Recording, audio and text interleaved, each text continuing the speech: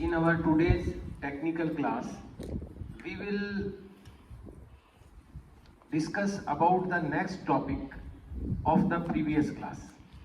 But before starting the today's class, I want to take the feedback of previous knowledge. Previous class में, last class में हमने कुछ discussion किया था. उस डिस्कशन का फीडबैक एक बार मैं लेना चाहूँगा, फिर आज के टॉपिक पे आएंगे. I have told you about some terms and some the technical terms, about some technical terms, like the two types of the electricity.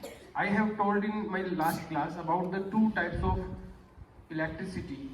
One is AC and the second is DC.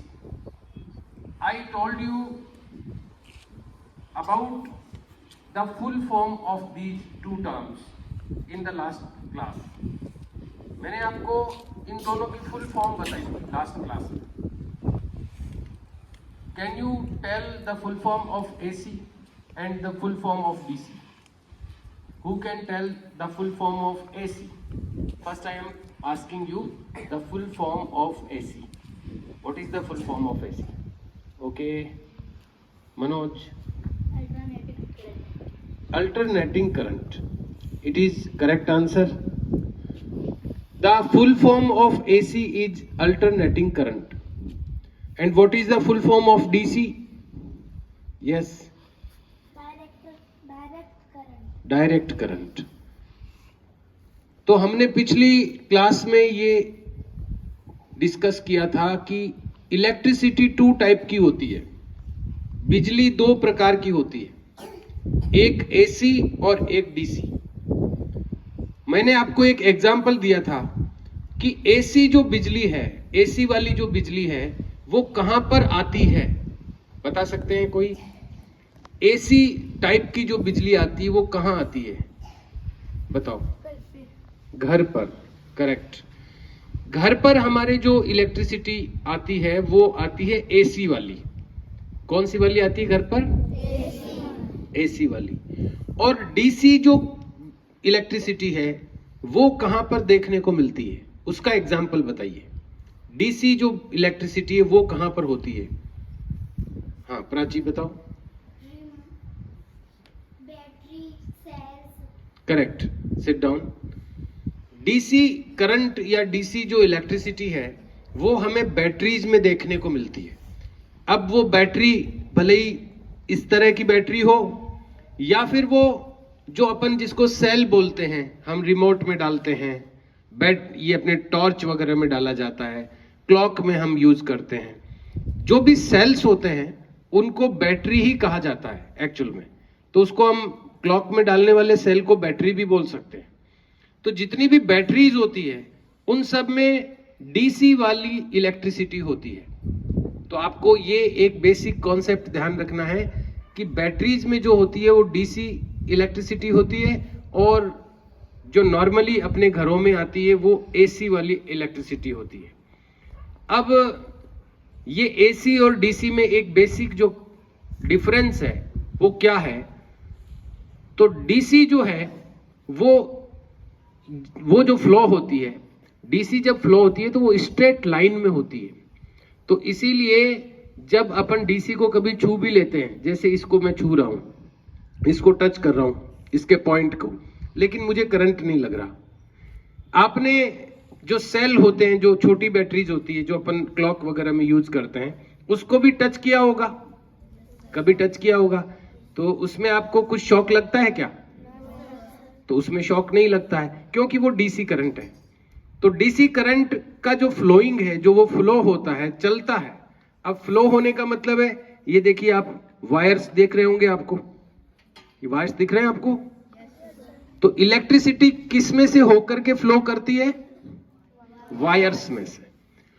जरूरी नहीं है कि electricity wires में से ही होके flow करे. कोई भी वो चीज जो जिसमें से इलेक्ट्रिसिटी फ्लो कर सकती है, जो कंडक्टर होते हैं इलेक्ट्रिसिटी के, आपने 6th 7th 8th क्लास वालों ने कंडक्टर के बारे में पढ़ा होगा. कई चीजें हीट की कंडक्टर होती है, कई चीजें इलेक्ट्रिसिटी की कंडक्टर होती है. तो कंडक्टर जो चीजें होती है, कंडक्टर यानी चालक, हिंदी में अपन चालक बोलते हैं उसको, तो जिसमें से वो गुजर सकती है उसको कंडक्टर बोलते हैं। जैसे अगर ये आयरन का एक गेट है, ये लोहे का एक गेट है, अगर यहां पर करंट इसके लगाया जाता है तो इस पूरे गेट में करंट आने लग जाएगा, इसमें पूरे में इलेक्ट्रिसिटी फ्लो होने लग जाएगी। ऐसा आपको पता है कि नहीं है? अगर यहां पर कोई बिजली का तार लगा दिया जाए तो इसमें पूरे में करंट आने लग जाएगा, ध्यान है आपको? लेकिन अगर आप एक लकड़ी का डंडा लेते हैं और उसके एक साइड में आप करंट का वायर लगाते हैं तो दूसरी तरफ करंट नहीं आएगा, पता है आपको? लकड़ी में से करंट पास नहीं होता, लकड़ी में से, वुड में से, स्टिक में से जो इलेक्ट्रिसिटी है वो फ्लो नहीं करती, लेकिन आयरन में से फ्लो करती है। तो जो जिन चीजों में से इलेक्ट्रिसिटी फ्लो करती है वो सब इलेक्ट्रिसिटी के कंडक्टर कहे जाते हैं। क्या कहे जाते हैं वो?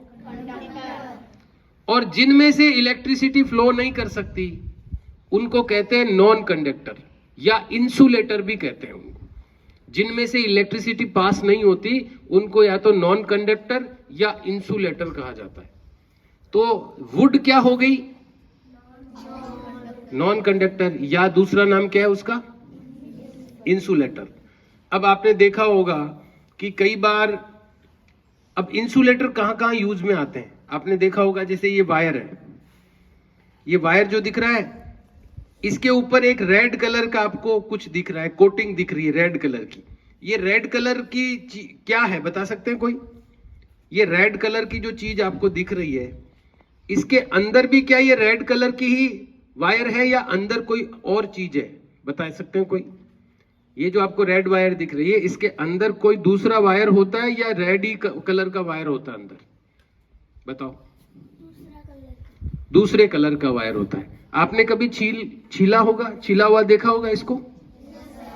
तो इसके अंदर जो वायर निकलता है वो किस चीज का बना होता है, किसी को पता है? इस वायर के अंदर जो वायर होता है, इस रेड कलर वाले वायर के अंदर जो वायर होता है वो किस चीज का बना होता है? आयुष बताओ। कॉपर का बना होता है। कॉपर एक मेटल होता है। कॉपर यानी क्या होता है हिंदी में? तांबा, तांबे का बना होता है। इसके अंदर जो वायर होता है वो कॉपर का बना होता है। तो वो कॉपर जो है, अब वो कॉपर के अंदर से इलेक्ट्रिसिटी अंदर से फ्लो कर सकती है, लेकिन बाहर ये बाहर रेड कलर का इसके ऊपर कवर क्यों चढ़ा हुआ है? ये कवर क्यों चढ़ा हुआ है, कोई बता सकते हैं? ये कॉपर के अंदर कॉपर का वायर है तो बाहर ये रेड कलर का क्या है? पहले तो ये बताइए, ये रेड कलर की क्या चीज चढ़ी हुई है इसके ऊपर, बताओ रोशनी? प्लास्टिक। सही बताया इसने, प्लास्टिक या रबर। प्लास्टिक या रबर की कवर चढ़ा हुआ है इसमें। अंदर इसके कॉपर का वायर है और बाहर इसके प्लास्टिक या रबर का कवर चढ़ा हुआ है। हर एक वायर पे कवर होता है कि नहीं होता है? अच्छा, वो कवर क्यों चढ़ाया जाता है बताइए? मैं जो क्वेश्चंस पूछ रहा हूं उनके आंसर जिनको पता है। अरमान?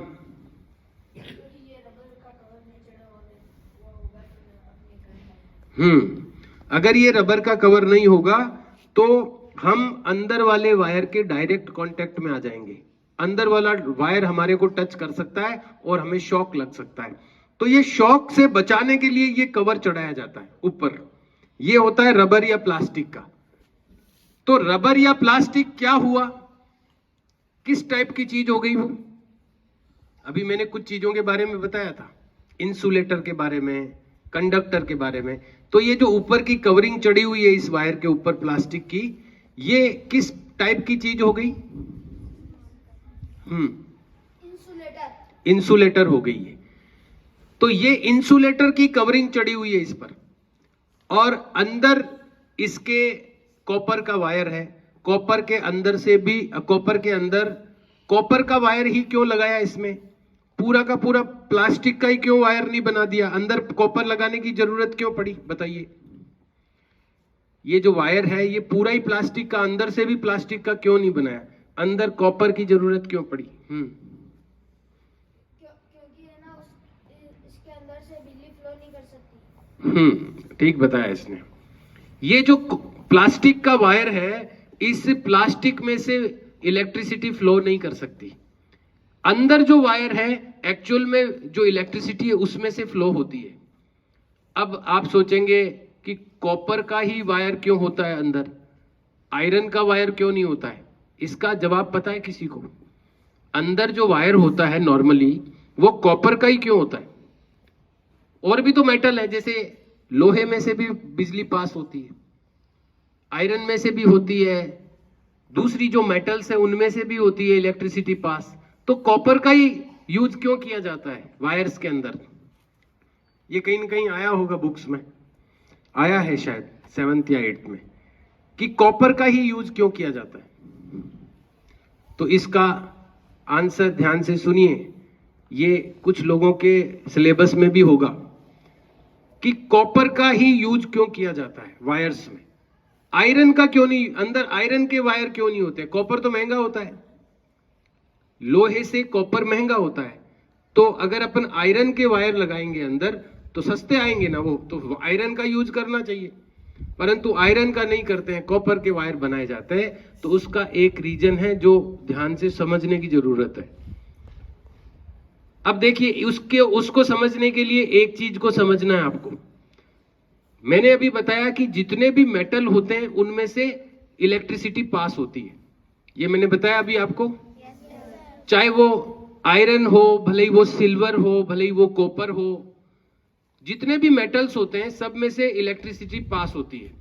लेकिन हर एक मेटल इलेक्ट्रिसिटी को कुछ ना कुछ रेजिस्टेंस उत्पन्न करता है, यानी उसको खा जाता है इलेक्ट्रिसिटी को, कुछ इलेक्ट्रिसिटी को वो कंज्यूम कर लेता है हर एक मेटल। जब अपन जितनी इलेक्ट्रिसिटी इधर से डालेंगे ना उतनी नहीं पहुंचेगी वहां, कुछ इलेक्ट्रिसिटी ये जो आयरन है ना ये कंज्यूम कर लेगा, उसको अपने अंदर खा जाएगा। अब ये जो कितनी इलेक्ट्रिसिटी ये अपने अंदर खा जाता है ये सबका अलग अलग होता है। आयरन ज्यादा इलेक्ट्रिसिटी को खा जाता है और कॉपर जो होता है वो एकदम कम इलेक्ट्रिसिटी को अपने अंदर खाता है। तो जितनी इलेक्ट्रिसिटी अपने एक साइड में डालेंगे उतनी इलेक्ट्रिसिटी दूसरी तरफ पहुंचेगी। इसको बोलते हैं रेजिस्टेंस। तो कॉपर का जो रेजिस्टेंस है वो कम होता है, आयरन का रेजिस्टेंस ज्यादा होता है। अब मान लो अपन आयरन के वायर लगा देते हैं तो अपन इधर 10 यूनिट डालेंगे उधर 5 ही पहुंचेगी, तो नुकसान हो गया ना। वो रोज का नुकसान होगा कि जितनी इलेक्ट्रिसिटी आएगी उतनी आधी इलेक्ट्रिसिटी तो रास्ते में ही खत्म हो जाएगी, वायर्स के अंदर ही खत्म हो जाएगी। इसलिए ये कॉपर अंदर लगाया जाता है। एक बार पैसे लगेंगे लेकिन रोज रोज जो इलेक्ट्रिसिटी आ रही है वो अपने को प्रॉपर क्वांटिटी में मिलेगी। लेकिन सबसे अच्छा मेटल कौन सा है फिर, जो सबसे कम इलेक्ट्रिसिटी को कंज्यूम करता है? तो वो है सिल्वर, चांदी। चांदी सबसे अच्छा मेटल है जो सबसे कम करंट को खाता है या सबसे कम इलेक्ट्रिसिटी अपने अंदर कंज्यूम कर लेता है। तो फिर आप सोचेंगे कि भाई चांदी के ही बनाने चाहिए फिर वायर, ताकि एकदम पूरी की पूरी इलेक्ट्रिसिटी आए। तो चांदी महंगी होती है तो वायर बहुत महंगे हो जाएंगे। इसलिए कॉपर एक अच्छा सब्स्टिट्यूट है, कॉपर का यूज किया जाता है जो एक अच्छा सबसे कम रेजिस्टेंस वाले मेटल्स में से एक है, इसलिए कॉपर का यूज किया जाता है। तो नेक्स्ट टाइम अगर आपको ये क्वेश्चन पुट अप किया जाता है कि बताइए वायर्स के अंदर कॉपर का यूज क्यों किया जाता है, तो क्या आप इसका आंसर दे सकते हैं? तो अभी कौन आंसर देगा इसका कि वायर्स के अंदर कॉपर का ही यूज क्यों किया जाता है? अभी मैंने जो बात बताई वो बतानी है आपको वापस। वेरी गुड, कुछ लोगों ने हैंड रेज किए हैं, यहां तक कि एक 3rd क्लास के बच्चे ने भी हैंड रेज किया है।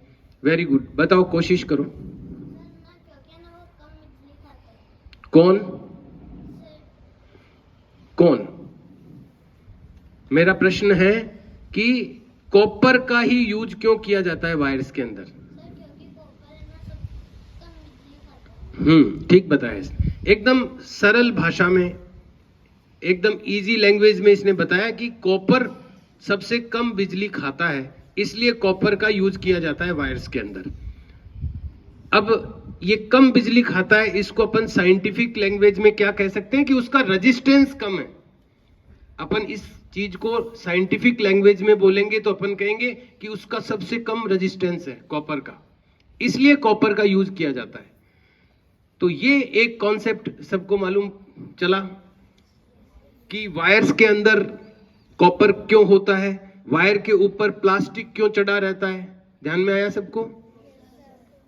अब हमारे को शॉक लगता क्यों है, एक क्वेश्चन आता है माइंड में कि हमारे को शॉक लगता क्यों है। टाइमिंग सर देखना हो गया। तो अगले जो क्वेश्चंस है, देखो इलेक्ट्रिसिटी के बारे में जितने भी क्वेश्चंस हैं उनके धीरे धीरे आपको सारी चीजों के जवाब मिलेंगे, आपको उनका रीजन समझ में आएगा कि, और फिर धीरे धीरे अपन और फिजिक्स की तरफ आगे बढ़ेंगे। फिजिक्स जो एक सब्जेक्ट होता है, 11th में जाकर के साइंस जो लोग लेते हैं उनको एक सब्जेक्ट पढ़ना पड़ता है फिजिक्स, भौतिक विज्ञान। उसमें ये इलेक्ट्रिकल जो नॉलेज है ये मिलता है। तो धीरे धीरे अपन उस और आगे बढ़ेंगे, लेकिन उससे पहले कुछ जो बेसिक कॉन्सेप्ट्स हैं उनको क्लियर करते हुए आगे बढ़ेंगे। तो अगली बार फिर आगे की बात करेंगे, लेकिन कुछ चीजें जो आज बताई है वो मैं पहले पूछूंगा, तो उनके जवाब आपको देने हैं, फिर अपन नेक्स्ट जो टॉपिक है उसको डिस्कस करेंगे। ओके।